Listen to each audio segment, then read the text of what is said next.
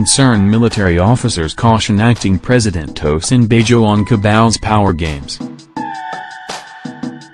A group of concerned military and intelligence officers have contacted SaharaReporters to voice their deep concern about new schemes being fine-tuned by a cabal within and outside Aso Rock to retain power even if President Muhammadu Buhari's health crisis renders him permanently incapable of reclaiming the presidency. The officers had earlier drawn attention to moves by a coalition of forces around Senator Bukola Saraki and Abba Kyari, President Buhari's chief of staff, to hijack power in the event that the ailing president's failing health leads to a power tussle.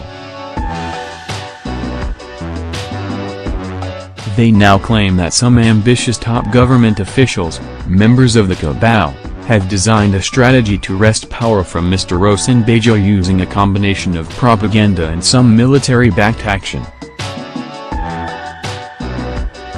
The security sources remarked that the present leadership vacuum in Nigeria was the same scenario during the presidency of the late Musa Yar'Adua.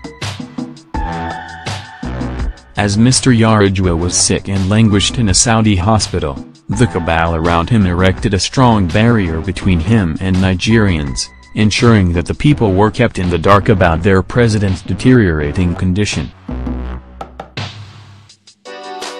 The sources asserted that, during President Yar'Adua's prolonged medical leave in Saudi Arabia, the then military leadership saw the tenuous situation in the country as ripe for a power takeover.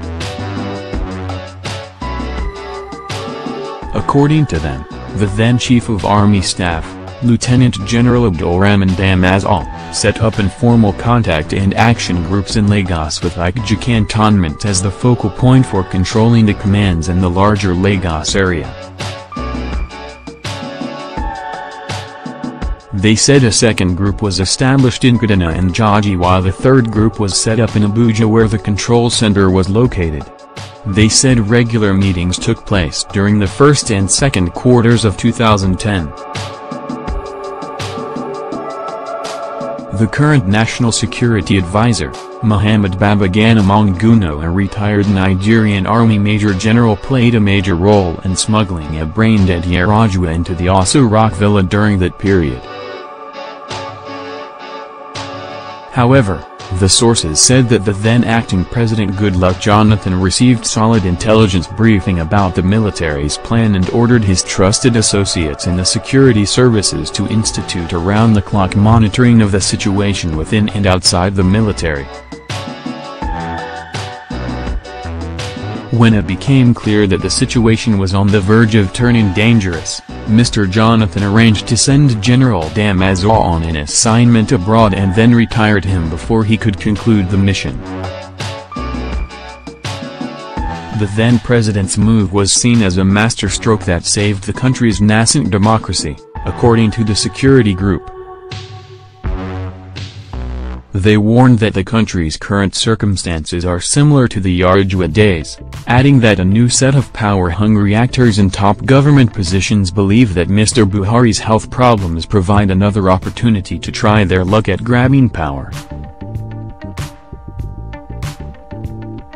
The officers noted that, in May 2017, current Army Chief of Staff, Lieutenant General Tukur Buratai, raised the scare of a coup d'etat, adding that, 2 months later, nobody had been arrested and no further revelations made about the ostensible coup plan.